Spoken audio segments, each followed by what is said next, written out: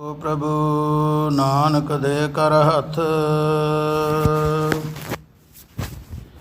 ਗਿਆਨ ਧਿਆਨ ਕਿਛ ਕਰਮ ਨ ਜਾਣਾ, ਸਾਰ ਨ ਜਾਣਾ ਤੇਰੀ। ਸਭ ਤੇ ਵੱਡਾ ਸਤਿਗੁਰ ਨਾਨਕ, ਜਿਨ ਕਲ ਰਾਖੀ ਮੇਰੀ। ਗਿਆਨ ਧਿਆਨ ਕਿਛ ਕਰਮ ਨ ਜਾਣਾ, ਨਾਹਨ ਨਿਰਮਲ ਕਰਨੀ। ਸਾਧ ਸੰਗਤ ਕੈ ਅੰਚਲ ਲਾਭ, ਬਿਖਮ ਨਦੀ ਜਾਇ ਤਰਣੀ।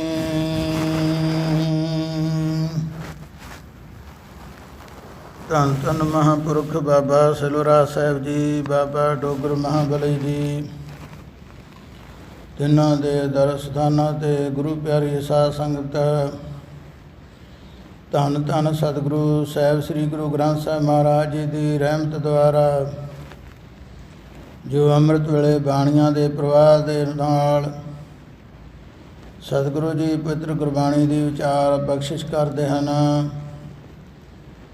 ਇਸ ਵਾਸਤੇ ਨਿਮਾਣੇ ਨਿਤਾਣੇ ਅਣਜਾਣ ਜੀਵ ਦੀ ਬੇਨਤੀ ਹੈ, ਹਾਜ਼ਰੀ ਪ੍ਰਵਾਨ ਕਰਨੀ। ਕੁਝ ਸਮਾਂ ਇਸ ਬਾਣੀ ਨਾਲ ਸਾਂਝ ਬਣ ਸਕੇ। ਵਾਹਿਗੁਰੂ ਜੀ ਕਾ ਖਾਲਸਾ, ਵਾਹਿਗੁਰੂ ਜੀ ਕੀ ਫਤਿਹ।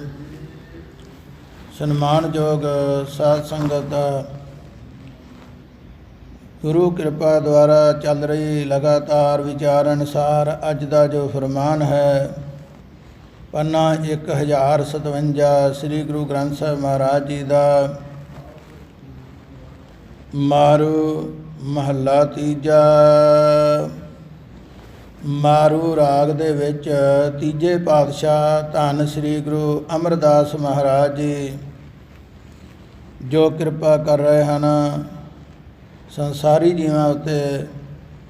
ਆਓ ਇਸ ਵਿੱਚੋਂ ਲਾਹਾ ਲੈਣ ਵਾਸਤੇ ਚਾਰਨ ਕਰੋ ਜੀ। ਸਤਿਨਾਮ ਸ੍ਰੀ ਵਾਹਿਗੁਰੂ ਸਾਹਿਬ ਜੀ, ਸਤਿਨਾਮ ਸ੍ਰੀ ਵਾਹਿਗੁਰੂ ਸਾਹਿਬ ਜੀ।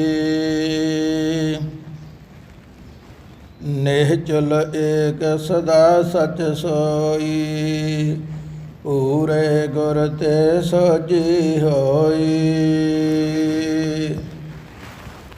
ਧੰਨ ਗੁਰੂ ਅਮਰਦਾਸ ਮਹਾਰਾਜ ਜੀ ਫਰਮਾਉਂਦੇ ਹਨ, ਉਹ ਇੱਕ ਪਰਮਾਤਮਾ, ਇੱਕ ਓਅੰਕਾਰ, ਉਹ ਵਾਹਿਗੁਰੂ ਸਦੀਵ ਕਾਲ ਸਦਾ ਵਾਸਤੇ ਨਿਹਚਲ ਤੇ ਸੱਚਾ ਹੈ।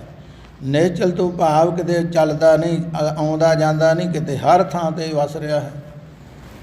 ਜਾਵੇ ਕਿਤੇ ਉਹ ਜਿਹੜਾ ਕਿਤੇ ਹੋਰ ਕਿਤੇ ਆਉਣਾ ਹੈ, ਜਿਸ ਨੇ ਜਾਂ ਆਇਆ ਹੈ ਜਾਂ ਕਿਤੇ ਜਾਣਾ ਹੈ, ਉਹ ਸਦਾ ਹੀ ਪਹਿਲਾਂ ਸਾਰੇ ਥਾਵਾਂ 'ਤੇ ਉਹਦਾ ਵਾਸਾ ਹੈ। ਅਤੇ ਜੇ ਕੋਈ ਕਹੇ ਕਿ ਇੱਕ ਸਾਰੇ ਥਾਵਾਂ 'ਤੇ ਕਿਵੇਂ ਵਸਿਆ, ਅਤੇ ਸਤਿਗੁਰਾਂ ਦਾ ਫਰਮਾਨ ਹੈ, ਜੈਸੇ ਸੂਰ ਸਰਬ ਕੋ ਪ੍ਰਕਾਸ਼। ਇਸ ਪ੍ਰਕਾਰ ਸੁਖਮਨੀ ਸਾਹਿਬ ਵਿੱਚ ਵੀ ਸਤਿਗੁਰਾਂ ਨੇ ਫਰਮਾਨ ਕੀਤਾ ਹੈ, ਜੈਸੇ ਧਰ ਉਪਰ ਆਕਾਸ਼, ਜਿਵੇਂ ਧਰਤੀ 'ਤੇ ਸਾਰੇ ਆਕਾਸ਼ ਛਾਇਆ ਹੈ। ਇਹ ਅਜੇ ਉਹਦੀ ਰਚਨਾ ਹੈ, ਪਰ ਆਪ ਉਹ ਮਾਲਕ ਇਸ ਤੋਂ ਵੀ ਵੱਡੀ ਤਾਕਤ ਵਾਲਾ, ਜਿਹਦੀ ਕੋਈ ਗਿਣਤੀ ਨਹੀਂ। ਉਹ ਸਦਾ ਟਿਕਿਆ ਹੋਇਆ, ਇਹਨੂੰ ਕੋਈ ਹਿਲਾ ਨਹੀਂ ਸਕਦਾ। ਇਹਨੂੰ ਕਹਿੰਦੇ ਨਿਸ਼ਚਲ, ਚਲਾਏਮਾਨ ਨਹੀਂ ਹੁੰਦਾ, ਅਤੇ ਸਦਾ ਸੱਚਾ ਹੈ, ਕਦੇ ਝੂਠਾ ਨਹੀਂ ਹੁੰਦਾ। ਕਈਆਂ ਬਚਨਾਂ ਦੇ ਵਿੱਚ ਕਈ ਵਿਚਾਰ ਕਰਦੇ, ਜੇ ਆਪਣੇ ਆਪ ਨੂੰ ਸੋਝੀਵਾਨ ਗਿਣਦੇ ਹਨ ਕਿ ਪੁਰਾਣੇ ਸਮੇਂ ਦਾ ਹੋਰ ਕੋਈ ਕਾਰਨ ਸੀ, ਹੋਰ ਉਦੋਂ ਕੋਈ ਰਵਾਇਤਾਂ ਸਨ, ਰੀਤਾਂ ਸਨ, ਜਾਂ ਕਈ ਸਾਧਨ ਸਨ ਕਾਰੋਬਾਰ ਦੇ।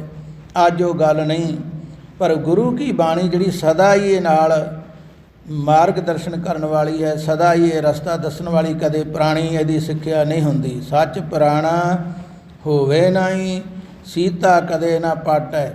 ਜਿਹੜਾ ਸੱਚ ਹੈ ਉਹ ਸਦਾ ਹੀ ਚੱਲਦਾ ਹੈ, ਜਿਹੜਾ ਝੂਠ ਹੈ ਉਹ ਸਦਾ ਨਹੀਂ ਰਹਿੰਦਾ, ਕੁਝ ਸਮੇਂ ਤੋਂ ਬਾਅਦ ਘਟ ਜਾਂਦਾ ਹੈ। ਅਤੇ ਗੁਰੂ ਕੀ ਬਾਣੀ ਐਸੀ ਹੈ, ਅੱਖਰ ਭਾਵੇਂ ਉਹੀ ਹਨ, ਜਿਉਂ-ਜਿਉਂ ਪ੍ਰੇਮ ਦੇ ਨਾਲ ਉਹਦੀ ਵਿਚਾਰ ਕੀਤੀ ਜਾਵੇ, ਸੁਣੀ ਜਾਵੇ, ਉਹਦੇ ਵਿੱਚੋਂ ਨਵਾਂ ਕੋਈ ਨਾ ਕੋਈ ਹੋਰ ਗਿਆਨ ਪ੍ਰਾਪਤ ਹੁੰਦਾ ਹੈ, ਕਦੇ ਘਟਦਾ ਨਹੀਂ। ਚਾਰਨ ਕਰੋ ਸ੍ਰੀ ਵਾਹਿਗੁਰੂ।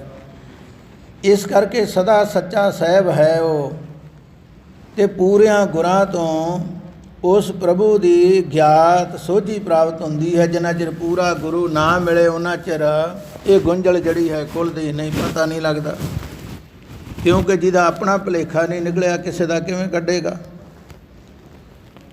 ਅਤੇ ਸਤਿਗੁਰਾਂ ਦਾ ਗੁਰਬਾਣੀ ਵਿੱਚ ਫਰਮਾਨ ਹੈ, ਜਿਨ੍ਹਾਂ ਨੇ ਇਹਨੂੰ ਪਛਾਣਿਆ ਹੈ ਉਹ ਬਹੁਤਾ ਰੌਲਾ ਨਹੀਂ ਪਾਉਂਦੇ, ਅਤੇ ਜਿਨ੍ਹਾਂ ਨੂੰ ਪਤਾ ਨਹੀਂ ਉਹ ਕਹਿੰਦੇ ਅਸੀਂ ਰਾਹ ਦੱਸਦੇ ਹਾਂ।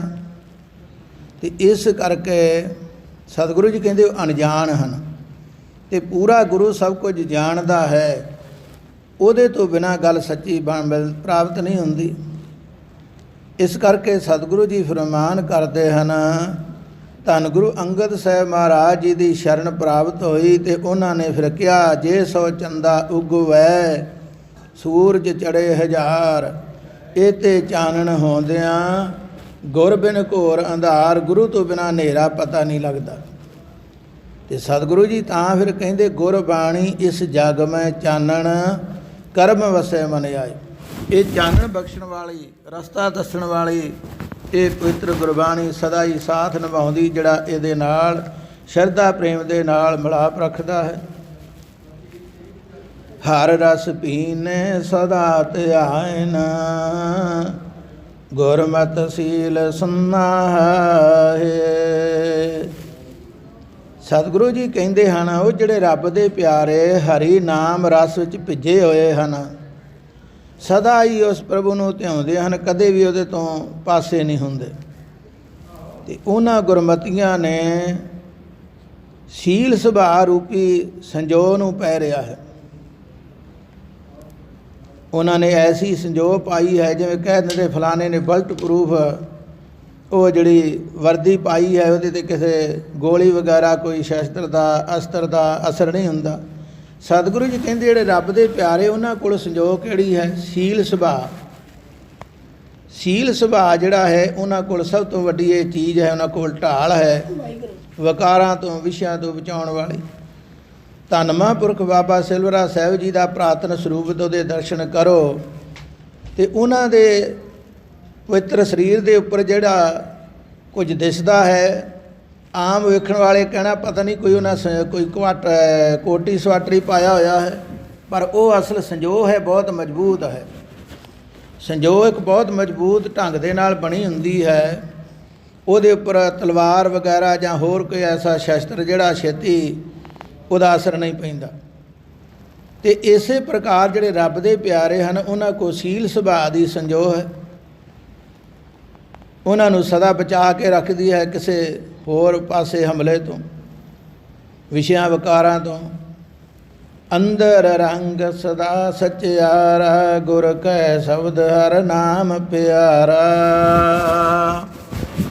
ਕਹਿੰਦੇ ਹਨ ਉਹਨਾਂ ਦੇ ਅੰਦਰ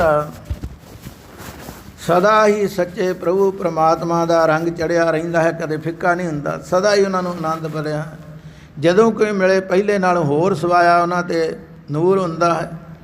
ਕੋਈ ਐਸੀ ਇਹ ਨਾਮ ਦੀ ਮਸਤੀ, ਨਾਮ ਦਾ ਆਨੰਦ ਹੈ। ਨਾਮ ਖੁਮਾਰੀ ਨਾਨਕਾ ਚੜ੍ਹੀ ਰਹੇ ਦਿਨ ਰਾਤ, ਕਦੇ ਵੀ ਉਹ ਅੰਦਰੋਂ ਉਦਾਸ ਨਹੀਂ ਹੁੰਦੇ। ਅਤੇ ਸਤਿਗੁਰਾਂ ਦੇ ਉਪਦੇਸ਼ ਕਰਕੇ ਉਹਨਾਂ ਨੂੰ ਹਰੀ ਨਾਮ ਪਿਆਰਾ ਲੱਗਦਾ ਹੈ। ਅਤੇ ਵੱਡੀ ਨਿਸ਼ਾਨੀ ਮਨ ਸਾਫ ਦੀ ਇਹੀ ਹੈ, ਜਿਹੜਾ ਗੁਰੂ ਕੀ ਸਿੱਖੀ ਨੂੰ ਧਾਰਨ ਕਰਦਾ ਹੈ। ਜਿਹੜਾ ਕਹਿੰਦਾ ਮਨ ਸਾਫ ਚਾਹੀਦਾ, ਇਹਦੇ ਵਿੱਚ ਕੀ ਹੋਣਾ? ਅਤੇ ਜਿਹੜਾ ਗੁਰੂ ਦੀ ਗੱਲ ਨੂੰ ਮੰਨ ਹੀ ਨਹੀਂ ਰਿਹਾ, ਅਤੇ ਮਨ ਕਿਵੇਂ ਸਾਫ ਹੋਇਆ? ਇਸ ਕਰਕੇ ਜਿਹਨੂੰ ਗੁਰੂ ਕੀ ਰਹਿਤ, ਗੁਰੂ ਕੀ ਸਿੱਖਿਆ, ਗੁਰੂ ਕੀ ਬਾਣੀ, ਗੁਰੂ ਕੀ ਕਥਾ ਕੀਰਤਨ ਚੰਗਾ ਲੱਗਦਾ ਹੈ, ਉਹ ਕਹਿੰਦਾ ਹੋਰ ਸਮਾਂ ਮਿਲ ਜਾਵੇ, ਹੋਰ ਮਿਲ ਜਾਵੇ। ਉਹ ਸਮਝੋ ਕਿ ਉਹਦਾ ਮਨ ਸਾਫ ਹੈ, ਮਹਾਰਾਜ ਨਾਲ ਜੁੜਿਆ ਹੋਇਆ ਹੈ। ਜਿਹੜਾ ਕਹਿੰਦਾ ਛੇਤੀ ਸਮਾਪਤੀ ਹੋ ਜਾਵੇ। ਇਸ ਕਰਕੇ ਇੱਕ ਛੋਟਾ ਜਿਹਾ ਇੱਥੇ ਬਚਨ ਆਉਂਦਾ ਹੈ, ਸਾਨੂੰ ਸਮਝਾਉਣ ਵਾਸਤੇ ਦੱਸਿਆ ਹੈ ਮਹਾਂਪੁਰਖਾਂ। ਉਹ ਕਹਿੰਦੇ ਹਨ ਕਿ ਇੱਕ ਵਾਰ ਕੋਈ ਸੰਤ ਮਹਾਂਪੁਰਖ ਸੰਗਤਾਂ ਨੂੰ ਉਪਦੇਸ਼ ਦੇ ਰਹੇ ਸਨ, ਬਚਨ ਵਿਲਾਸ ਕਰ ਰਹੇ ਸਨ, ਕਥਾ ਕਰ ਰਹੇ ਸਨ, ਅਤੇ ਹੌਲੀ ਹੌਲੀ ਥੋੜ੍ਹੇ ਸਮੇਂ ਬਾਅਦ ਸੰਗਤ ਖਿਸਕਦੀ ਜਾਵੇ। ਤਕਰੀਬਨ ਸਾਰੇ ਉੱਠ ਕੇ ਚਲੇ ਗਏ ਅਤੇ ਇੱਕ ਮਾਤਾ ਬੈਠੀ ਹੈ। ਜਿਹੜੇ ਚਲੇ ਗਏ ਉਹਨਾਂ ਨੂੰ ਸੁਣਾਉਣ ਵਾਸਤੇ ਉਹਨਾਂ ਸੰਤਾਂ ਨੇ ਕਿਹਾ, ਵੇਖੋ ਸੰਗਤ ਨੇ ਇਹ ਉਪਦੇਸ਼ ਵੱਲੇ ਧਿਆਨ ਨਹੀਂ ਕੀਤਾ ਜੋ ਦੱਸ ਰਹੇ ਹਾਂ। ਇਹ ਮਾਤਾ ਦੀ ਕਿੰਨੀ ਸ਼ਰਧਾ, ਮਾਤਾ ਬੈਠੀ ਹੋਈ ਸੁਣ ਰਹੀ ਹੈ, ਸਾਰੇ ਚਲੇ ਗਏ ਹਨ। ਇਹ ਹੁਣ ਜਿੰਨਾ ਚਿਰ ਭੋਗ ਨਹੀਂ ਪੈਂਦਾ ਇਹ ਲਾਹਾ ਪ੍ਰਾਪਤ ਕਰੇਗੀ। ਇੰਨੇ ਚਿਰ ਨੂੰ ਮਾਤਾ ਹੱਥ ਜੋੜ ਕੇ ਖੜੀ ਹੋ ਗਈ। ਉਹ ਕਹਿੰਦੀ ਬਾਬਾ ਜੀ ਮੈਂ ਵੀ ਇਹੋ ਚਾਹੁੰਦੀ ਸਮਾਪਤੀ ਕਰੋ, ਅਤੇ ਜਿਹੜੀ ਤੁਹਾਡੇ ਥੱਲੇ ਚਾਦਰ ਵਿਛੀ ਹੋਈ ਹੈ ਇਹ ਮੈਂ ਘਰੋਂ ਲਿਆਂਦੀ ਸੀ ਕੋਈ ਰਸਤ ਪਾ ਕੇ। ਮੈਂ ਕਹਿੰਦੀ ਕਦੋਂ ਬਾਬਾ ਜੀ ਸਮਾਪਤੀ ਕਰਨ, ਮੈਂ ਚਾਦਰ ਲੈ ਕੇ ਮੈਂ ਵੀ ਘਰ ਨੂੰ ਜਾਵਾਂ, ਮੈਂ ਵੀ ਬੱਝੀ ਬੈਠੀ ਹਾਂ। ਭਾਵ ਕਥਾ ਵੱਲੇ ਮੇਰਾ ਵੀ ਧਿਆਨ ਨਹੀਂ ਹੈ। ਇਸ ਕਰਕੇ ਜਿੰਨਾ ਚਿਰ ਸਾਡਾ ਧਿਆਨ ਜੁੜਦਾ ਨਹੀਂ, ਸਾਨੂੰ ਸਮਝ ਨਹੀਂ ਆਉਂਦੀ, ਲਾਹਾ ਪ੍ਰਾਪਤ ਨਹੀਂ ਹੁੰਦਾ, ਕੋਈ ਨਾ ਕੋਈ ਸ਼ੱਕ ਬਣ ਜਾਂਦਾ ਹੈ, ਸ਼ੰਕਾ ਪੈ ਜਾਂਦੀ ਹੈ। ਅਤੇ ਜਿਹੜੇ ਉਹਦੇ ਨਾਲ ਜੁੜ ਗਏ ਉਹ ਕਹਿੰਦੇ ਜਿੱਥੇ ਆ ਗਏ ਹਾਂ ਹੁਣ ਇੱਥੇ ਰਹੀਏ, ਇੱਧਰ ਧਿਆਨ ਕਰੀਏ, ਜੋ ਹੋਵੇਗਾ ਹੋਣ ਦਿਓ ਪਰਮੇਸ਼ਰ ਦੇ ਹੁਕਮ ਵਿੱਚ। ਇਹਦੋਂ ਵੱਡਾ ਹੋਰ ਸਥਾਨ ਹੋਰ ਕੋਈ ਨਹੀਂ ਹੈ, ਇਹ ਤੋਂ ਬਿਨਾਂ ਕੋਈ ਕਾਰਜ ਸਵਾਰ ਨਹੀਂ ਸਕਦਾ। ਜੇ ਇਸ ਘਰ ਆਇਆ ਵੀ ਕਾਰਜ ਵਿਗੜਨਾ ਹੈ ਅਤੇ ਫਿਰ ਗੁਰੂ ਦਾ ਆਸਰਾ ਜਿਹੜਾ ਉਹ ਕਿਵੇਂ ਵੱਡਾ ਗਿਣਿਆ ਜਾਵੇ। ਇਸ ਕਰਕੇ ਮਹਾਰਾਜ ਕਹਿੰਦੇ ਜਿਹੜੇ ਰੱਬ ਦੇ ਪਿਆਰੇ ਸਦਾ ਹੀ ਉਹਦੇ ਨਾਲ ਜੁੜੇ ਹਨ, ਉਹਨਾਂ ਨੂੰ ਉਹਦਾ ਨਾਮ ਬੜਾ ਚੰਗਾ ਲੱਗਦਾ ਹੈ, ਖੁਸ਼ੀ ਹੁੰਦੀ ਹੈ ਸੁਣ ਕੇ। ਭਾਈ ਗੁਰਦਾਸ ਜੀ ਕਹਿੰਦੇ ਜਦੋਂ ਮੈਨੂੰ ਪਿਆਰਾ ਮਿਲੇ ਅਤੇ ਮੈਂ ਮਹਾਰਾਜ ਬੇਨਤੀ ਕਰਦਾ ਹਾਂ ਉਹ ਰਾਤ ਜਿਹੜੀ ਕਦੇ ਮੁੱਕੇ ਹੀ ਨਾ, ਸਦਾ ਹੀ ਉਹਦੇ ਨਾਲ ਜੁੜੇ ਰਹੀਏ। ਏਡੀ ਵੱਡੀ ਲੰਮੀ ਰਾਤ ਕਰਦੇ ਅਤੇ ਅਸੀਂ ਭਾਵੇਂ ਹੋਰ ਕਿੰਨੇ ਬਚਨ ਬਿਲਾਸ ਰਾਗ ਰੰਗ ਵਹਿੰਦੇ ਰਹੀਏ, ਗੱਲਾਂ ਕਰਦੇ ਰਹੀਏ, ਪਰ ਜਦੋਂ ਕੋਈ ਜਿਵੇਂ ਆਨੰਦ ਕਾਰਜ ਦਾ ਸਮਾਂ ਹੈ, ਹੋਰ ਕਿੰਨਾ ਲੋਕ ਸਮਾਂ ਲੰਘਾ ਦਿੰਦੇ ਉਰੇ ਪੁਰੇ ਵਿੱਚ। ਅਤੇ ਜਦੋਂ ਕੋਈ ਜਿੰਨਾ ਆਨੰਦ ਕਾਰਜ ਜਿਹੜਾ ਮੁੱਖ ਹੁੰਦਾ ਹੈ, ਆਨੰਦ ਕਾਰਜ ਦੇ ਸਮੇਂ ਵਾਸਤੇ 15-20 ਮਿੰਟ ਅੱਧਾ ਘੰਟਾ ਵੀ ਜਿਹੜਾ ਐਂ ਲੱਗਦਾ ਜਿਵੇਂ ਪਤਾ ਨਹੀਂ ਕਿੰਨਾ ਕੁ ਸਮਾਂ ਲੰਘਾ ਦੇਣਾ, ਕਦੋਂ ਸਮਾਂ ਮੁੱਕੇਗਾ ਇਹ। ਕਿਉਂਕਿ ਉੱਧਰ ਧਿਆਨ ਜੁੜਦਾ ਨਹੀਂ, ਧਿਆਨ ਹੋਰ ਪਾਸੇ ਹੈ। ਅਤੇ ਗੱਲ ਉਹ ਲੇਖੇ ਵਿੱਚ ਆਉਣੀ ਹੈ ਜਿੱਧਰ ਮਨ ਹੈ। ਭਾਵੇਂ ਚੰਗਾ ਕੰਮ ਕੀਤਾ ਭਾਵੇਂ ਮਾੜਾ ਕੀਤਾ, ਜਿਹੜਾ ਮਨੋਂ ਕਰ ਲਿਆ ਉਹ ਲੇਖੇ ਵਿੱਚ ਆ ਜਾਣਾ, ਉਹਦਾ ਲੇਖਾ ਹਿਸਾਬ ਬਣ ਜਾਂਦਾ ਹੈ।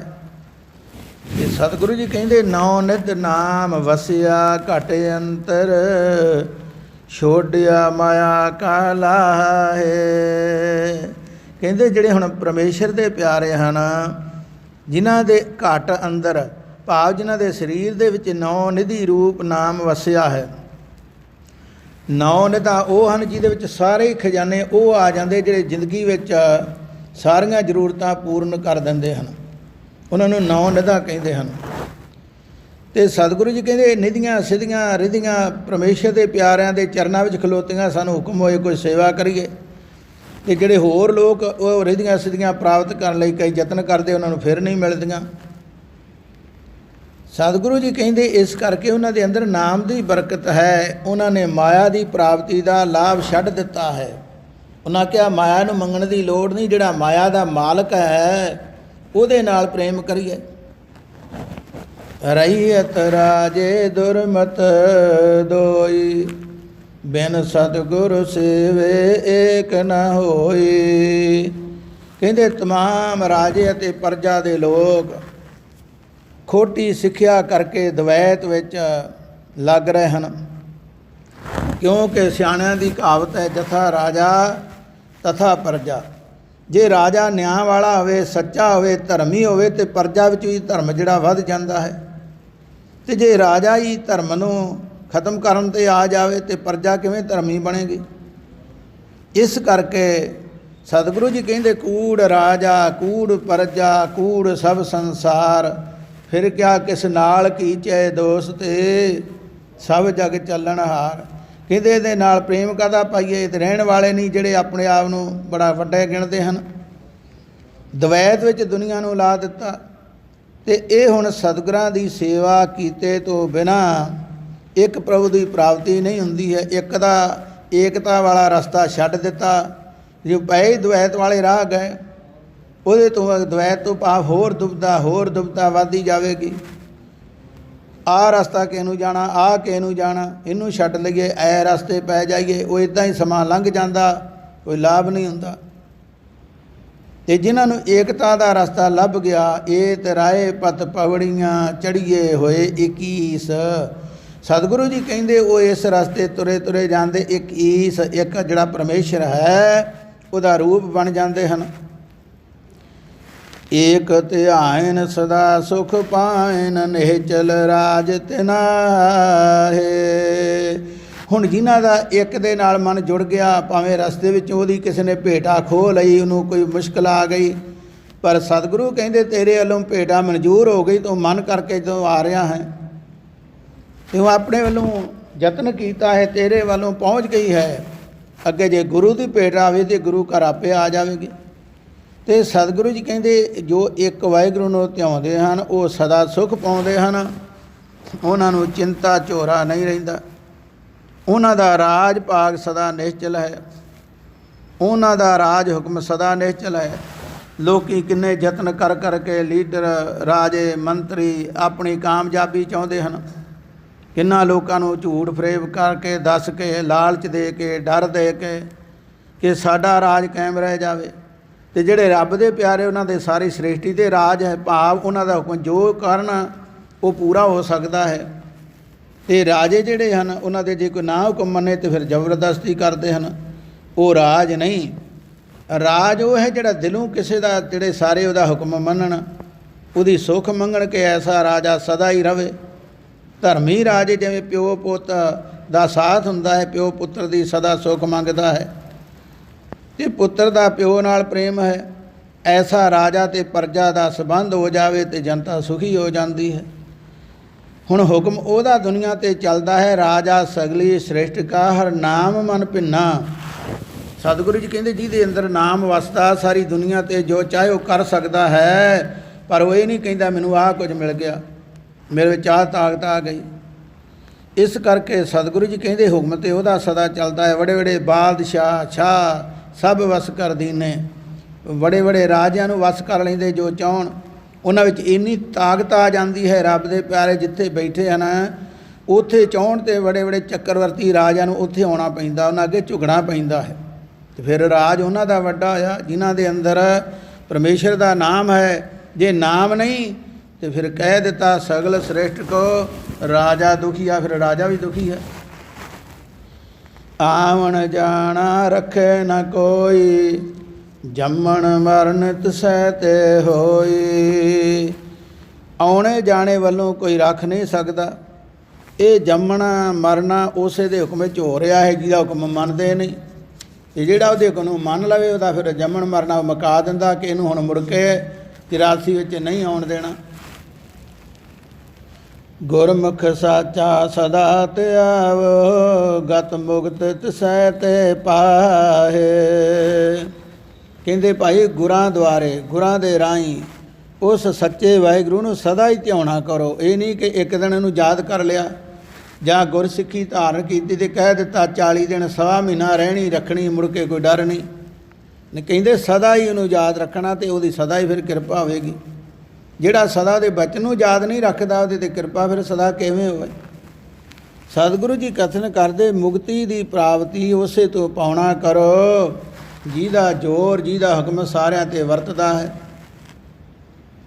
ਸੱਚ ਸੰਜਮ ਸਤਿਗੁਰੂ ਦੁਆਰੈ, ਹਉਮੈ ਕ੍ਰੋਧ ਸਬਦ ਨਿਵਾਰੈ।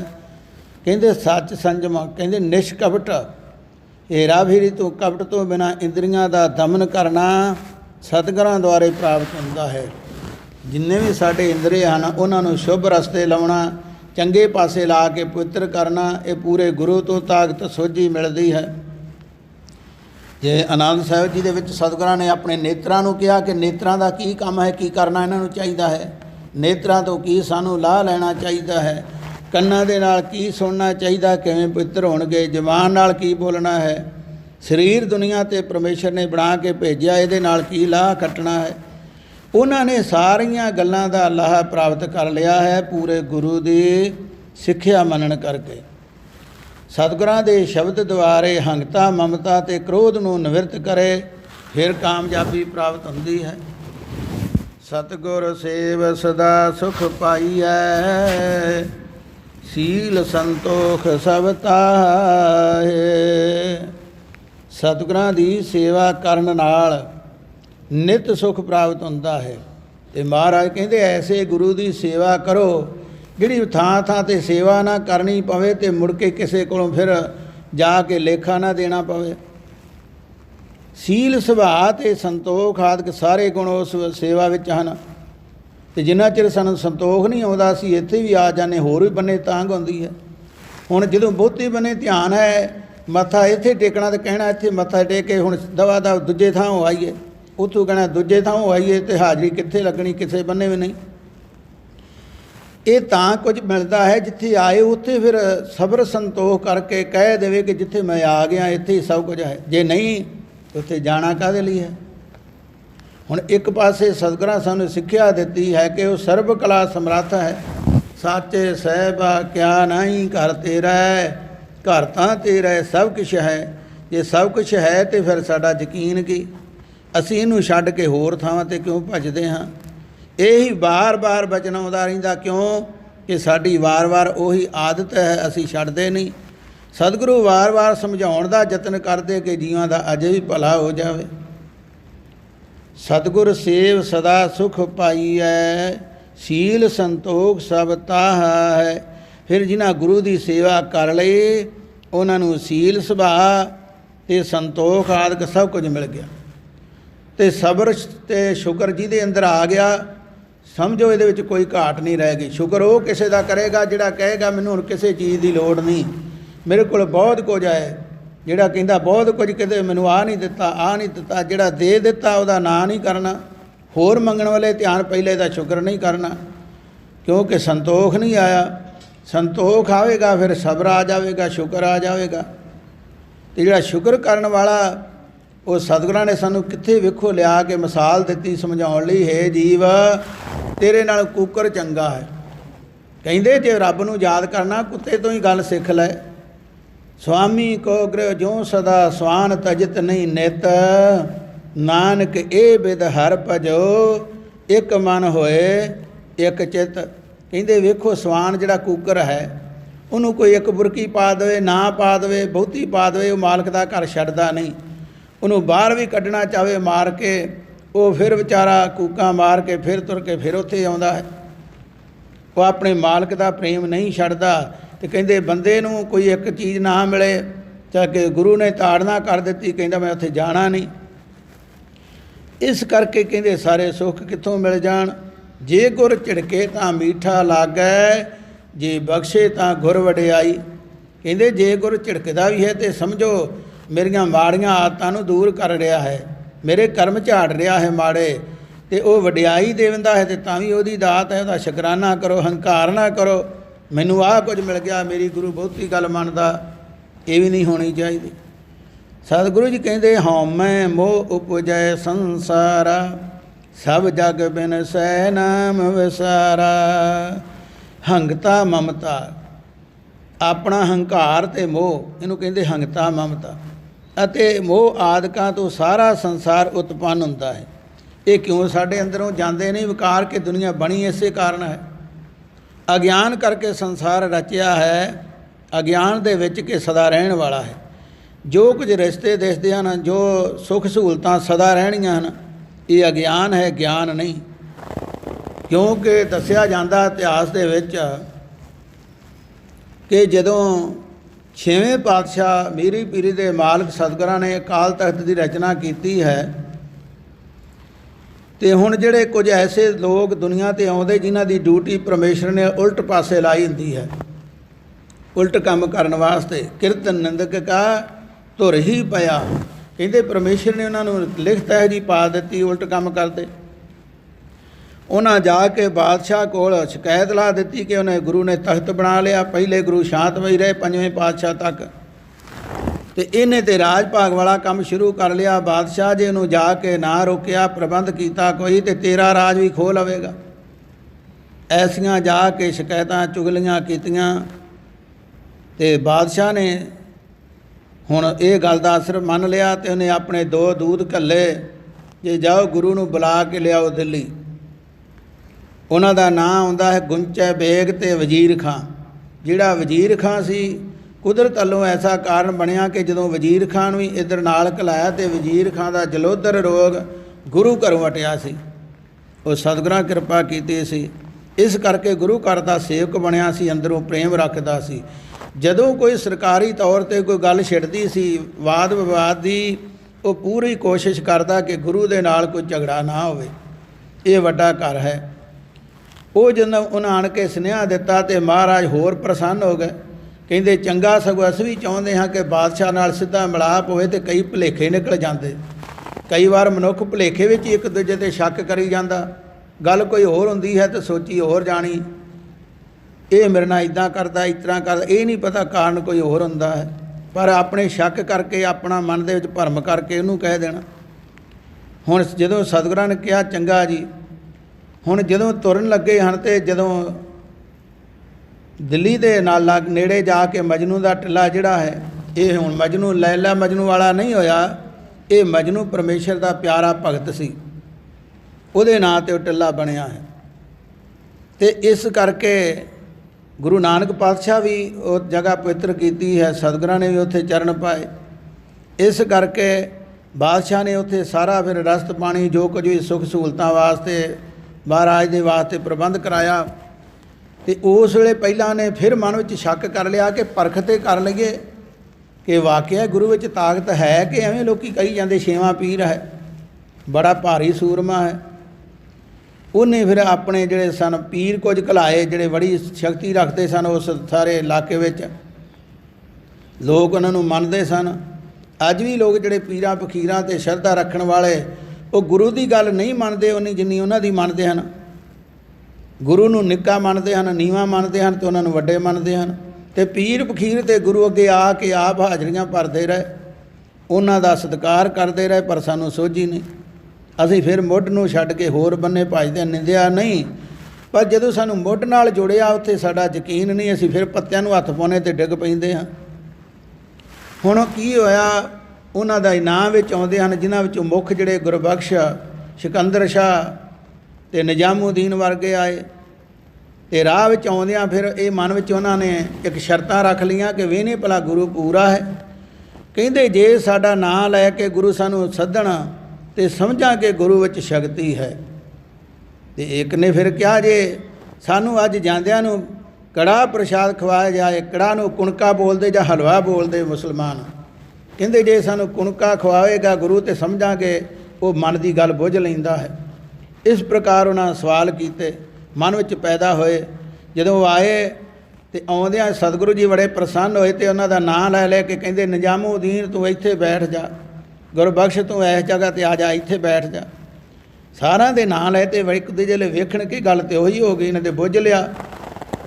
ਹੁਣ ਦੂਜੀ ਗੱਲ ਰਹਿ ਗਈ, ਉਹਨੇ ਚਿਰ ਨੂੰ ਸੰਗਤਾਂ ਨੇ ਗੁਰੂ ਘਰ ਦੀ ਸ਼ਰਧਾ ਜਾਣ ਕੇ ਤੇ ਬੜਾ ਆਪਣੇ ਸ਼ਰਧਾ ਭਾਵਨਾ ਦੇ ਨਾਲ ਪ੍ਰਸ਼ਾਦ ਲਿਆਂਦਾ। ਤੇ ਸਤਿਗੁਰੂ ਕਹਿਣ ਲੱਗੇ ਇਹਨਾਂ ਨੂੰ ਖੁੱਲ੍ਹਾ ਵਰਤਾਓ ਜਿੰਨਾ ਛਕ ਲੈਣ। ਉਹ ਵੀ ਤਸੱਲੀ ਹੋ ਗਈ। ਫਿਰ ਇੱਥੇ ਗੱਲ ਨਾ ਰੁਕੀ। ਫਿਰ ਉਹਨੇ ਇੱਕ ਨੇ ਬਚਨ ਕੀਤਾ, ਉਹ ਕਹਿਣ ਲੱਗਾ ਮਹਾਰਾਜ, ਕੀਤਾ ਪਰਖਣ ਵਾਸਤੇ ਸੀ। ਕਹਿੰਦਾ ਮਹਾਰਾਜ ਮੈਨੂੰ ਬੜਾ ਸ਼ੱਕ ਹੈ, ਇਹ ਸੰਸਾਰ ਨੂੰ ਕੋਈ ਸੱਚਾ ਕਹਿੰਦਾ, ਕੋਈ ਝੂਠਾ ਕਹਿੰਦਾ। ਜੇ ਇਹਨੂੰ ਝੂਠਾ ਸੱਚਾ ਕਹਾਂ ਤਾਂ ਸੱਚਾ ਨਹੀਂ, ਕਿਉਂਕਿ ਲੋਕ ਇੱਥੋਂ ਤੁਰੇ ਜਾਂਦੇ, ਕਈ ਰਹਿੰਦੇ ਨਹੀਂ। ਅਤੇ ਜੇ ਹੁਣ ਝੂਠਾ ਇਹਨੂੰ ਕਹਾਂ, ਇਹ ਝੂਠ ਹੈ ਅਤੇ ਦਿਸਦਾ ਵੀ ਹੈ, ਅਤੇ ਕਿਹੜੀ ਗੱਲ ਸੱਚੀ ਮੰਨੀਏ। ਅਤੇ ਸਤਿਗੁਰੂ ਜੀ ਕਹਿੰਦੇ ਭਾਈ ਪੀਰ ਜੀ ਕਦੀ ਤੁਸੀਂ ਸੁਪਨਾ ਵੇਖਿਆ? ਕਹਿੰਦੇ ਸੁਪਨਾ ਤਾਂ ਵੇਖਿਆ ਹੈ, ਇੱਕ ਭਾਨੂਮਤੀ ਦਾ ਤਮਾਸ਼ਾ ਹੈ ਉਹ ਵੇਖਿਆ। ਕਹਿੰਦੇ ਉਹਦਾ ਨਹੀਂ ਪਤਾ। ਇਸ ਕਰਕੇ ਮਹਾਰਾਜ ਨੇ ਨਾਵੇਂ ਪਾਤਸ਼ਾਹ ਵੀ ਕਿਹਾ, ਜਿਉਂ ਸੁਪਨਾ ਅਰ ਪੇਖਣਾ ਐਸੇ ਜਗ ਕੋ ਜਾਣ। ਸੁਪਨਾ ਅਤੇ ਪੇਖਣਾ, ਕਹਿੰਦੇ ਸੁਪਨਾ ਅਤੇ ਜਾਦੂਗਰ ਦੀ ਖੇਡ ਇੱਕੋ ਜਿਹੀ ਹੈ, ਇਹ ਸੱਚੀ ਨਹੀਂ ਹੁੰਦੀ ਨਾ। ਤਾਂ ਸੁਪਨੇ ਵਾਲੀ ਸਾਰੀ ਗੱਲ ਸੱਚੀ ਹੈ। ਅਤੇ ਕਈ ਕਹਿੰਦੇ ਰਾਤ ਸੁਪਨਾ ਆਇਆ ਸਵੇਰੇ ਸੱਚ ਹੋ ਗਿਆ। ਸਾਡੇ ਫੁਰਨਿਆਂ ਦੀ ਸਾਰੀ ਕਹਾਣੀ ਹੁੰਦੀ ਹੈ। ਜਿਹੋ ਜਿਹੇ ਫੁਰਨੇ ਮਨ ਵਿੱਚ ਆਮ ਕਰਕੇ ਆਉਂਦੇ ਜਾਂਦੇ ਹਨ, ਉਹਦੇ ਨਾਲ ਕੋਈ ਥੋੜ੍ਹਾ ਫਰਕ ਪੈ ਕੇ ਕਈ ਵਾਰ ਗੱਲ ਹੋ ਜਾਂਦੀ ਹੈ। ਜੇ ਸੱਚ ਹੈ ਤਾਂ ਫਿਰ ਮੁੜ ਕੇ ਕਿੱਧਰ ਚਲੇ ਜਾਂਦੇ ਜਦੋਂ ਬੰਦਾ ਜਾਗਦਾ ਹੈ। ਸਤਿਗੁਰੂ ਜੀ ਕਹਿੰਦੇ ਇਸੇ ਤਰ੍ਹਾਂ ਸੁਪਨੇ ਦੀ ਨਿਆਈ ਸੰਸਾਰ ਹੈ, ਸੱਚ ਨਹੀਂ। ਸੁਪਨਾ ਜਿੰਨਾ ਚਿਰ ਮਨੁੱਖ ਵੇਂਦਾ ਉਹਨੂੰ ਸਭ ਕੁਝ ਸਹੀ ਜਾਪਦਾ, ਜਦੋਂ ਅੱਖਾਂ ਖੁੱਲ੍ਹ ਜਾਂਦੀਆਂ ਤਾਂ ਕੁਝ ਨਹੀਂ ਹੁੰਦਾ।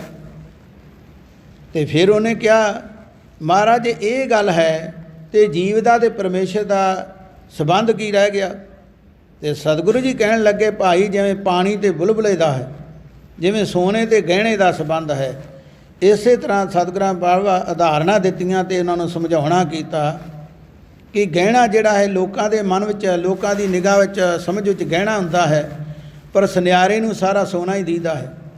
कोई चीज़ उहदे कोल लै जावे उन्हें इहो वेखना कि सही सोना किन्ना है ते खुगट किन्नी है।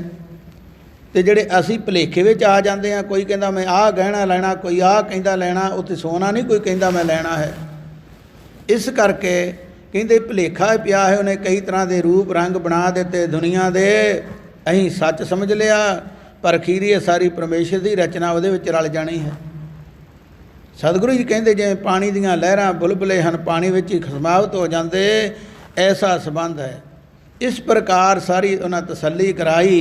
हुण सतगुरु जी इत्थे तां दसदे हन कि भाई सानूं भी अगियान है, जिस करके संसार दे विच खुभ जाते हैं तो निकलिया नहीं जाता, अते नाम सिमरन नूं भुला के सारा संसार बिनस रहा है। तो जिन्हां ने उन्होंने याद रखिया वो दुनिया तो कदे जाते नहीं, सदा ही उन्हों का नाम दुनिया लैंदी है। नेकी धर्म सचाइयां ते जो डट के रहिंदे ने, मरिया तो मगरों भी लोकी चंगा कहिंदे ने, क्यों उन्होंने को चंगा काम कीता है, उन्हों सदा नाम है। सूरमे भगत ते दानी दुनिया तो कदे जाते नहीं, सदा दुनिया ते हाज़र रहिंदे हन, है तो उन्हों नाम है। बिन सतगुर सेवे नाम न पाइए, नाम सच्चा जग लाहे। सतगुरां दी सेवा कीते बिना नाम प्राप्त नहीं हुंदा, ते नाम करके ही जगत विच सच्चा आत्म लाभ, जगत विच आउण दा लाभ प्राप्त हुंदा है। जिस करके दुनिया ते आए हाँ, असल फिर वो गल बनदी है, पूरे गुरु की सेवा कीती जावे, ते सेवा निमाणे होके करे, मान ना करे मैनूं बहुता पता है। जे कोई होर सेवा करन लगे, नहीं तैनूं नहीं पता, मैं बड़े चिर दा सेवा करदा, मैं सब कुछ जानदा, वो हंकार ना होवे। होए निमाणी सेव कमावे, मान छड्ड के मंग छड्ड के कोई मन दे विच मंग ना रखे।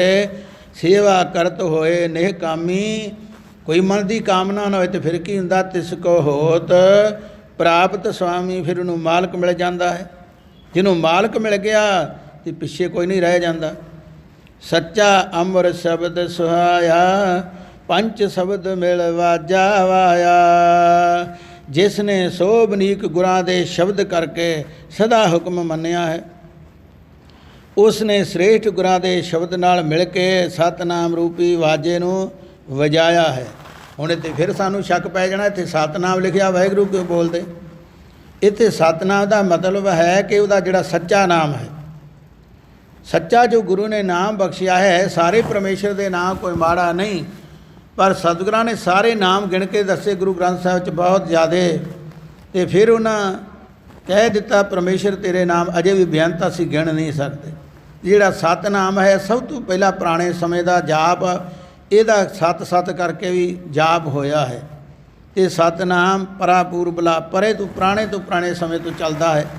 तो जिहड़ा वाहिगुरू है, ये गुरु नानक पातशाह जी ने साडे वास्ते बहुत वड्डा भला सोचिया। जे मूल दे नाल ब्याज वध के ते होर वड्डी रकम बनती जाती है, फिर कुछ समय तो बाद जिहड़े शाहूकार होर लाह खट्टण वास्ते ब्याज नूं ब्याज ला के होर रकम वधा दिंदे। ते सतगुरां ने कहा जिहड़ा जिन्ने भी पिछले समयां दे सिमरन सन, जाप सन, सारे इकट्ठे करके उन्हां दी विचार करके सारियां दा तत्त कढ के ते वाहिगुरू सानूं बख्शिया। इस करके भाई गुरदास जी ने भी गवाही दी, वाहिगुरू गुर मंत्र है जप हौमे खोई, वाहिगुरू नाम जहाज है चढ़े सो उतरे पार। इस करके सतगुरु जी कहते वो सच्चा नाम जिहड़ा गुरु ने बख्शिया वो जपना है। ये नहीं कि फलाना नाम दूजा वो नाम, नाम सारे परमेश्वर दे हन जिन्ने भी धन हैं, पर जिहड़ा सिख बनने वेले गुरु ने नाम बख्शिया है, फर्ज वो नाम जपण दा है, फिर कृपा होनी है। जे गुरु के आर्डर तो पासे हो गए, मर्जी करन लग पे। एक बार साखी आउंदी है तो महाराज एक बार पार होण डे सन जल तो, ते कहण लगे मरदाने नूं कि भाई तू आ सिमरन करी जा। तो जिहड़ा गुरु नानक पातशाह जी ने कौतक ऐसा किया, आप होर जपण लग पे, तो मरदाना भी उन्हां दी से ओह जपण लग पिया, तो फिर डुब्बण लग पिया, गोते आउण लग पे। फिर सतगुरु वाले ध्यान करे, फिर उत्ते आ जाए पानी तो, फिर उन्हां दी रीस करे, फिर डुब्बण लग पवे। कहंदा महाराज की कारण होया। ਮੈਂ ਵੀ ਨਾਮ ਤੇ ਜਪਣ ਡਿਆ, ਤੁਸੀਂ ਕਿਹਾ ਨਾਮ ਜਪਦੇ ਮੈਨੂੰ ਗੋਤੇ ਕਿਉਂ ਆਉਂਦੇ ਹਨ? ਸਤਿਗੁਰੂ ਜੀ ਕਹਿੰਦੇ ਤੂੰ ਹੁਕਮ ਤੋਂ ਬਾਹਰ ਹੈ। ਗੁਰ ਕਹਿਆ ਸਾਕਾਰ ਕਮਾਹੋ, ਗੁਰ ਕੀ ਕਰਨੀ ਕਾਏ ਤਾਓ। ਕਹਿੰਦੇ ਗੁਰੂ ਦੀ ਰੀਸ ਨਾ ਕਰ, ਗੁਰੂ ਦੇ ਹੁਕਮ ਨੂੰ ਮੰਨਣਾ ਹੈ। ਅਸੀਂ ਅਰਦਾਸ ਕਰਨ ਲੱਗੇ ਕਈ ਵਾਰ ਕਹਿ ਦਿੰਦੇ ਆ ਮਹਾਰਾਜ ਆਪਣੇ ਹੁਕਮ ਉੱਤੇ ਸਾਨੂੰ ਚਲਾਉਣਾ ਕਰੋ, ਹੁਕਮ ਦੇ ਉੱਤੇ ਨਹੀਂ ਚੱਲਣਾ, ਹੁਕਮ ਤੇ ਸਾਡੇ ਉੱਤੇ ਚੱਲੇ ਫਿਰਿਆ, ਹੁਕਮ ਅਨੁਸਾਰ ਚੱਲਣਾ ਹੈ ਕਿ ਹੁਕਮ ਦੇ ਅਨੁਸਾਰ ਅਸੀਂ ਉਹਦੇ ਹੁਕਮ ਦੇ ਪਿੱਛੇ ਤੁਰਨਾ ਹੈ, ਹੁਕਮ ਨੂੰ ਉੱਚਾ ਸਮਝਣਾ ਹੈ। ਅਸੀਂ ਕਹਿ ਦਿੰਦੇ ਹੁਕਮਨਾਮੇ 'ਤੇ ਸਾਨੂੰ ਚੱਲਣ ਦੀ ਸਮਰੱਥਾ ਬਖਸ਼, ਅਸੀਂ ਹੁਕਮਨਾਮੇ ਦੇ ਉੱਤੇ ਆਪ ਚੱਲਦੇ ਤੇ ਅਸੀਂ ਹੁਕਮ ਮੰਨਿਆ ਕਿਵੇਂ? ਇਹ ਵਿਚਾਰਾਂ ਬੜੀਆਂ ਗੁਰੂ ਤੋਂ ਪ੍ਰਾਪਤ ਹੁੰਦੀਆਂ ਹਨ ਜੇ ਗੁਰੂ ਕਿਰਪਾ ਕਰੇ। ਸੋ ਇਸ ਕਰਕੇ ਜਿਨ੍ਹਾਂ ਦੇ ਅੰਦਰ ਸੱਚਾ ਨਾਮ ਵਸ ਗਿਆ, ਨਾਂ ਸਾਰੇ ਪਰਮੇਸ਼ਰ ਦੇ ਬੇਅੰਤ ਹਨ। ਜਾਪ ਸਾਹਿਬ ਵਿੱਚ ਕਿੰਨੇ ਨਾਮ ਦੱਸੇ, ਸਾਰੇ ਵਾਹਿਗੁਰੂ ਦੇ ਨਾਮ ਹਨ। ਪਰ ਗੁਰੂ ਕਾ ਸਿੱਖ ਖਾਲਸਾ ਜਿਹੜਾ ਭਾਉਂਦਾ ਆਪਣੇ ਆਪ ਨੂੰ, ਉਹ ਅਸਲ ਉਹੀ ਮੰਨਿਆ ਜਾਂਦਾ ਹੈ ਕਿ ਵਾਹਿਗੁਰੂ ਦਾ ਗੁਰਮੰਤਰ ਜਪੇ ਅਤੇ ਮੂਲ ਮੰਤਰ ਜਿਹੜਾ ਹੈ ਉਹਦਾ ਜਾਪ ਕਰੇ। ਫਿਰ ਉਹ ਗੁਰਮੰਤਰ ਅਤੇ ਮੂਲ ਮੰਤਰ ਦਾ ਉਹ ਜਿਹੜਾ ਹੈ ਪ੍ਰੇਮੀ ਮੰਨਿਆ ਜਾਂਦਾ ਹੈ। ਸਤਿਗੁਰੂ ਜੀ ਕਹਿੰਦੇ ਇਸ ਕਰਕੇ ਫਿਰ ਉਹਨਾਂ ਦੇ ਅੰਦਰ ਸਾਰੀ ਗੱਲ ਦੀ ਵਡਿਆਈ ਪ੍ਰਾਪਤ ਹੋ ਜਾਂਦੀ ਹੈ। ਸਦਾ ਕਾਰਜ ਸਚ ਨਾਮ ਸੁਹੇਲਾ, ਬਿਨ ਸ਼ਬਦੈ ਕਾਰਜ ਕਿਹਾ ਹੈ। ਕਹਿੰਦੇ ਸੱਚੇ ਨਾਮੀ ਪ੍ਰਮਾਤਮਾ ਦੇ ਵਾਹਿਗੁਰੂ ਨਾਮ ਜਪਣ ਕਰਕੇ ਫਿਰ ਉਹ ਗੱਲ ਸਪਸ਼ਟ ਕਰ ਦਿੱਤੀ ਕਿ ਭਾਈ ਪ੍ਰਮਾਤਮਾ ਦੇ ਵਾਹਿਗੁਰੂ ਨਾਮ ਜਪਣ ਕਰਕੇ ਜੀਵ ਦਾ ਮੋਕਸ਼ ਰੂਪੀ ਕਾਰਜ ਸਦਾ ਸੌਖਾ ਹੋ ਜਾਂਦਾ ਹੈ, ਸਖੈਣ ਹੋ ਜਾਂਦਾ। ਜਿਨ੍ਹਾਂ ਨਾਮ ਜਪਿਆ ਲੋਕ ਸੁਖੀਏ ਪਰਲੋਕ ਸਹੇਲੇ, ਨਾਨਕ ਹਰਿ ਪ੍ਰਭ ਆਪੇ ਮੇਲੇ। ਪਰਮੇਸ਼ਰ ਆਪ ਉਹਨਾਂ ਦਾ ਸਾਥ ਨਿਭਾਉਂਦਾ ਹੈ। ਇਸ ਕਰਕੇ ਗੁਰ ਸ਼ਬਦ ਤੋਂ ਬਿਨਾਂ ਜੀਵਾਂ ਦਾ ਮੁਕਤੀ ਰੂਪੀ ਮੋਕਸ਼ ਰੂਪੀ ਕਾਰਜ ਜਿਹੜਾ ਕਿਸ ਤਰ੍ਹਾਂ ਹੋ ਸਕਦਾ ਹੈ? ਭਾਵ ਅਰਥਾਤ ਨਹੀਂ ਹੋ ਸਕਦਾ। ਨਾਮ ਤੋਂ ਬਿਨਾਂ ਕਿਸੇ ਦਾ ਵੀ ਛੁਟਕਾਰਾ ਨਹੀਂ। ਹੁਣ ਇੱਥੇ ਫਿਰ ਸਾਨੂੰ ਭੁਲੇਖਾ ਪੈ ਜਾਂਦਾ ਕਿ ਬਾਣੀ ਨਾਮ ਨਹੀਂ, ਨਾਮ ਦੀ ਗੱਲ ਤੇ ਬਾਣੀ ਦੱਸਣ ਦੀ, ਨਾਮ ਹੋਰ ਚੀਜ਼ ਹੈ। ਭਾਈ ਇਹ ਇਹਨਾਂ ਦਾ ਫਿਰ ਉਹੀ ਸੰਬੰਧ ਆ ਜਾਂਦਾ ਹੈ ਗਹਿਣੇ ਤੇ ਸੋਨੇ ਵਾਲਾ, ਕਿਉਂਕਿ ਬਾਣੀ ਤੇ ਨਾਮ ਇੱਕ ਦੂਜੇ ਤੋਂ ਵੱਖ ਨਹੀਂ। ਸਿਰਫ ਕਾਰਨ ਇਹ ਹੈ ਕਿ ਬਾਣੀ ਵਿਸਥਾਰ ਵਿੱਚ ਹੈ ਅਤੇ ਉਹ ਜਿਹੜਾ ਸੰਖੇਪ ਵਿੱਚ ਹੈ। ਜਦੋਂ ਜੀਵ ਸੰਸਾਰੀ ਕਾਰੋਬਾਰ ਕਰਦਾ ਹੈ ਅਤੇ ਉਸ ਵੇਲੇ ਗੁਰਮੰਤਰ ਦਾ ਜਿਹੜਾ ਹੈ ਨਾਲ ਉਹਦਾ ਜਾਪ ਕਰ ਸਕਦਾ ਹੈ, ਕੰਮ ਕਰਦਾ ਹੋਇਆ ਵੀ ਹੱਥ ਕਾਰ ਵੱਲੇ ਅਤੇ ਚਿੱਤ ਉਹਦੇ ਲਈ। ਇਸ ਕਰਕੇ ਜਿਹੜਾ ਮੂਲ ਮੰਤਰ ਜਾਂ ਬਾਣੀ ਹੈ ਇਹ ਫਿਰ ਥੋੜ੍ਹਾ ਹੋਰ ਸੁਚੇਤ ਹੋ ਕੇ ਸਮੇਂ ਅਨੁਸਾਰ ਸੋਚ ਰੱਖ ਕੇ ਪੜ੍ਹਨੀ ਪੈਂਦੀ ਹੈ। ਅਤੇ ਹੈ ਬਾਣੀ ਸਾਰੀ ਨਾਮ ਹੀ ਹੈ। ਨਾਮ ਤੋਂ ਬਿਨਾਂ ਕੋਈ ਵੀ ਸ਼ਬਦ ਨਹੀਂ। ਬਾਣੀ ਦੇ ਨਾਲ ਨਾਮ ਚੇਤੇ ਆਉਣਾ ਅਤੇ ਨਾਮ ਜਪਣ ਵਾਲੇ ਨੂੰ ਬਾਣੀ ਦਾ ਸਤਿਕਾਰ ਪੈਦਾ ਹੁੰਦਾ। ਜਿਹੜਾ ਇੱਕ ਗੱਲ ਨੂੰ ਮੰਨਦਾ ਸਮਝੋ ਉਹ ਜਾਨਵਰ ਦਾ ਇੱਕ ਬੰਨਿਓ ਖੰਭ ਟੁੱਟਾ ਅਤੇ ਇੱਕੋ ਹੀ ਰਹਿ ਗਿਆ। ਇਸ ਕਰਕੇ ਜਿਹੜਾ ਬਾਣੀ ਅਤੇ ਨਾਮ ਦੋਵਾਂ ਦਾ ਧਾਰਨੀ ਹੋਵੇਗਾ ਉਹਦੇ 'ਤੇ ਕਿਰਪਾ ਹੋਵੇਗੀ। ਕਿਉਂਕਿ ਫਿਰ ਪੰਜਾਂ ਪਿਆਰਿਆਂ ਦਾ ਹੁਕਮ ਕਾਹਦਾ ਰਹਿ ਗਿਆ? ਉਹਨਾਂ ਦਾ ਹੁਕਮ ਹੈ ਕਿ ਵੱਧ ਜਿੰਨੀ ਕੋਈ ਪੜ੍ਹੇਗਾ ਉਹਦਾ ਡਬਲ ਫਾਇਦਾ ਹੋ ਜਾਂਦਾ ਹੈ। ਜਿਵੇਂ ਕੋਈ ਓਵਰ ਟਾਈਮ ਲਾਉਂਦਾ ਹੈ ਅਤੇ ਜਿਹੜੇ ਜ਼ਰੂਰੀ ਡਿਊਟੀ ਲੱਗੀ ਹੈ 7 ਬਾਣੀਆਂ ਜੀਵ ਨੂੰ ਦੱਸੀਆਂ ਨੇ। ਜਿਹੜਾ ਗੁਰਸਿੱਖ ਆਪਣੇ ਆਪ ਨੂੰ ਕਹਾਉਣ ਵਾਲਾ 5 ਬਾਣੀਆਂ ਅੰਮ੍ਰਿਤ ਵੇਲੇ ਅਤੇ 2 ਸ਼ਾਮ ਨੂੰ। ਪਹਿਲੀ ਗੱਲ ਅਸੀਂ 5 ਬਾਣੀਆਂ ਦਾ ਨਾਮ ਸੁਣ ਕੇ ਡਰ ਜਾਂਦੇ, ਪਤਾ ਨਹੀਂ ਕਿੰਨੀਆਂ ਕੁ ਵੱਡੀਆਂ ਹੋਣੀਆਂ, ਕਿੰਨਾ ਕੁ ਟਾਈਮ ਲੱਗੇਗਾ। ਉੱਦਾਂ ਭਾਵੇਂ ਕਈ ਸਮੇਂ ਨਿਘਾ ਲਈਏ, ਕਿੰਨੇ ਸਾਲ ਐਵੇਂ ਬਿਤਾ ਲਈਏ, ਉਹਦੀ ਪਰਵਾਹ ਨਹੀਂ। ਇੱਧਰ ਜੀਵ ਨੂੰ ਫਿਕਰ ਪੈ ਜਾਂਦਾ ਕਦੋਂ ਪੂਰਾ ਹੋਵੇਗਾ, ਕਿਸ ਤਰ੍ਹਾਂ ਜਾਪ ਹੋਵੇਗਾ ਇੰਨਾ। ਅਤੇ ਜਿਹੜੇ ਕਰਨ ਵਾਲੇ ਉਹ ਕਹਿੰਦੇ ਹੋਰ ਲਾਭ ਲੈ ਲਈਏ, ਹੋਰ ਲੈ ਲਈਏ। ਜੇ ਤੂੰ ਹੋਣਾ ਹੀ ਲਾਭ ਹੈ ਤਾਂ ਉਹ ਘਾਟਾ ਕਿਵੇਂ ਹੋਇਆ? ਸੋ ਅੱਜ ਦੀ ਵਿਚਾਰ ਜਿਹੜੀ ਇੱਥੇ 8ਵੇਂ ਪਦੇ 'ਤੇ ਸਮਾਪਤ ਹੋ ਰਹੀ ਹੈ। ਸਤਿਗੁਰੂ ਜੀ ਭਾਵ ਇਹ ਵਿਚਾਰ ਇੱਥੇ ਵਿਸਰਾਮ ਦਾ ਤਿਆਰੀ ਸਮਾਪਤ ਨਹੀਂ ਹੁੰਦੀ। ਮਾਫ਼ ਕਰਨਾ ਇਸ ਬਚਨ ਨੂੰ, ਕਿਉਂਕਿ ਜਿਹੜਾ ਸਮਾਪਤ ਹੁੰਦੀ ਜਿਹੜੀ ਗੱਲ ਮੁੱਕ ਜਾਵੇ। ਪ੍ਰਭੂ ਦੀ ਅਕਥ ਕਥਾ ਹੈ, ਕਰਨ ਵਾਲੇ ਹਾਰ ਜਾਂਦੇ ਹਨ ਪਰ ਉਹਦਾ ਜਸ ਕਦੇ ਮੁੱਕਦਾ ਨਹੀਂ। ਵਿਸਰਾਮ ਜ਼ਰੂਰ ਹੋ ਸਕਦਾ, ਰੁਕ ਸਕਦੀ ਹੈ। ਜਿਵੇਂ ਕੋਈ ਆਰਾਮ ਕਰਨ ਲੱਗ ਪੈਂਦਾ ਰੁਕ ਜਾਂਦਾ, ਇਸ ਕਰਕੇ ਕਹਿਣ ਵਾਲਾ ਰੁਕ ਜਾਂਦਾ ਵਿਸਰਾਮ 'ਤੇ ਪਰ ਕਥਾ ਉਹਦੀ ਸਦਾ ਹੀ ਅਕਥ ਹੈ, ਜਿੰਨੀ ਕੋਈ ਮਰਜ਼ੀ ਕਰੀ ਜਾਵੇ। ਕਹਿਣ ਵਾਲਾ ਵੱਡਾ ਹੋ ਸਕਦਾ ਹੈ, ਉਹਨੂੰ ਕੋਈ ਫਰਕ ਨਹੀਂ ਪੈਂਦਾ। ਇਸ ਕਰਕੇ ਸਤਿਗੁਰੂ ਜੀ ਕਹਿੰਦੇ ਹਨ ਉਹਦੇ ਨਾਮ ਜਪਿਆਂ ਹੀ ਕਿਰਪਾ ਹੋਣੀ ਹੈ। ਅਤੇ ਸ਼ਬਦ ਦੇ 8ਵੇਂ ਪਦੇ 'ਤੇ ਸਤਿਗੁਰੂ ਜੀ ਬਖਸ਼ਿਸ਼ ਕਰਦੇ ਹਨ। ਖਿਨ ਮੈਂ ਹੱਸੈ ਖਿਨ ਮੈਂ ਰੋਵੈ, ਦੂਜੀ ਦੁਰਮਤ ਕਾਰਜ ਨਾ ਹੋਵੈ। ਕਹਿੰਦੇ ਫਿਰ ਸਾਡੀ ਹਾਲਤ ਕਿਹੋ ਜਿਹੀ ਹੈ? ਜਿਸ ਵੇਲੇ ਲਾਭ ਹੁੰਦਾ ਹੈ ਤਾਂ ਉਸ ਵੇਲੇ ਖਿਨ ਵਿੱਚ ਹੱਸਦਾ ਹੈ, ਮੈਨੂੰ ਬੜਾ ਕੁਝ ਲੱਭ ਗਿਆ, ਮੈਂ ਬੜੀ ਚਤਰਾਈ ਕੀਤੀ, ਬੜੀ ਸਿਆਣਪ ਕੀਤੀ, ਬੜਾ ਉਦਮ ਕੀਤਾ, ਮਿਹਨਤ ਕੀਤੀ। ਅਤੇ ਸਿਆਣੇ ਕਹਿੰਦੇ ਇਹ ਵੀ ਨਹੀਂ। ਨਾ ਮੈਂ ਮਿਹਨਤ ਹੀ ਆਪਣੇ ਆਪ ਕਰ ਸਕਦਾ, ਇੱਕਦਮ ਕੋਈ ਸਰੀਰ ਵਿੱਚ ਨੁਕਸ ਪੈ ਜਾਵੇ ਮੈਂ ਮਿਹਨਤ ਕਿੱਥੋਂ ਕਰ ਲਵਾਂਗਾ। ਅਤੇ ਇਸ ਕਰਕੇ ਹੀਲਾ ਵਸੀਲਾ ਜਿਹੜਾ ਉਹ ਵੀ ਪਰਮੇਸ਼ਰ ਹੀ ਕਰਾਵੇ ਤੇ ਹੁੰਦਾ ਹੈ, ਉਹਦੇ ਤੋਂ ਬਿਨਾਂ ਕਾਰਨ ਵੀ ਉਹ ਕਰਦਾ ਅਤੇ ਕਾਰਜ ਵੀ ਉਹਦੇ ਕੋਲ ਹੈ। ਅਤੇ ਪਰ ਜੀਵ ਜਦੋਂ ਕੋਈ ਇਹਨੂੰ ਪ੍ਰਾਪਤ ਹੋ ਜਾਂਦੀ ਵਸਤੂ, ਬੜਾ ਹੰਕਾਰ ਵਿੱਚ ਖੁਸ਼ ਹੁੰਦਾ ਹੈ।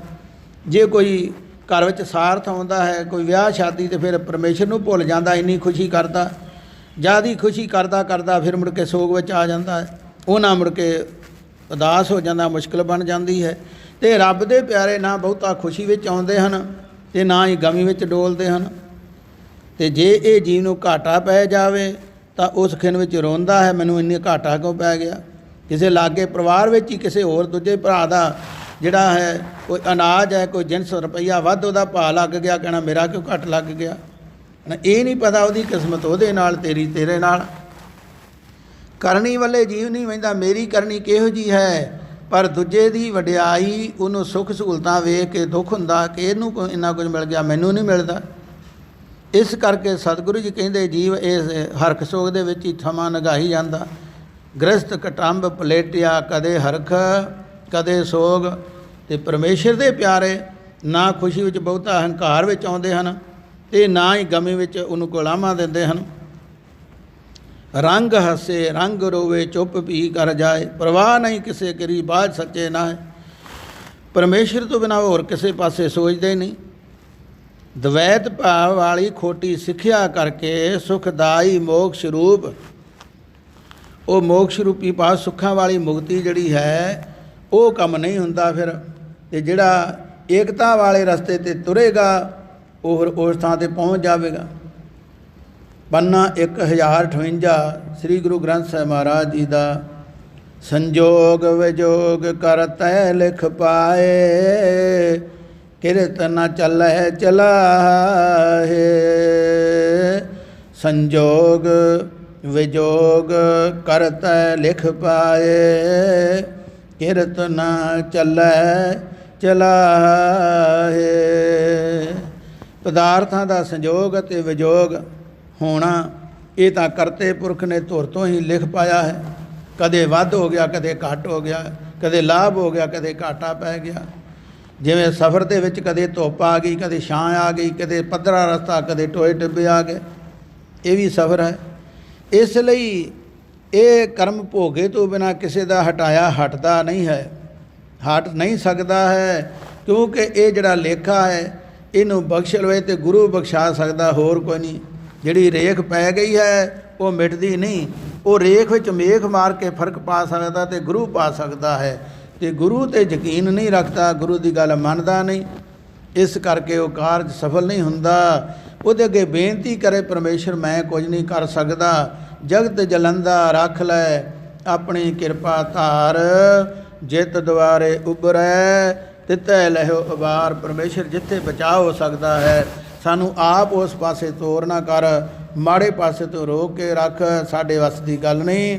ਇਸ ਕਰਕੇ ਤੂੰ ਆਪ ਕਿਰਪਾ ਕਰ, ਤੂੰ ਆਪਣੇ ਬਿਰਧ ਦੀ ਲਾਜ ਰੱਖ, ਤੇਰਾ ਸੁਭਾਅ ਹੈ, ਤੇਰਾ ਧਰਮ ਹੈ, ਤੇਰਾ ਨਿਯਮ ਹੈ ਕਿ ਤੂੰ ਸਦਾ ਹੀ ਦਇਆ ਕਰਦਾ ਹੈ, ਕਿਰਪਾ ਕਰ।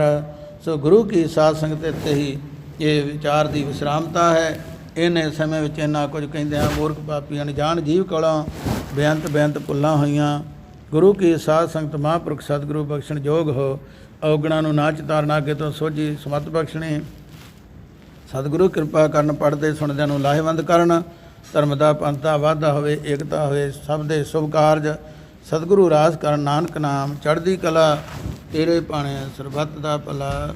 ਜੋ ਬੋਲੇ ਸੋ ਨਿਹਾਲ। ਸਤਿ ਸ੍ਰੀ ਅਕਾਲ। ਵਾਹਿਗੁਰੂ ਜੀ ਕਾ ਖਾਲਸਾ, ਵਾਹਿਗੁਰੂ ਜੀ ਕੀ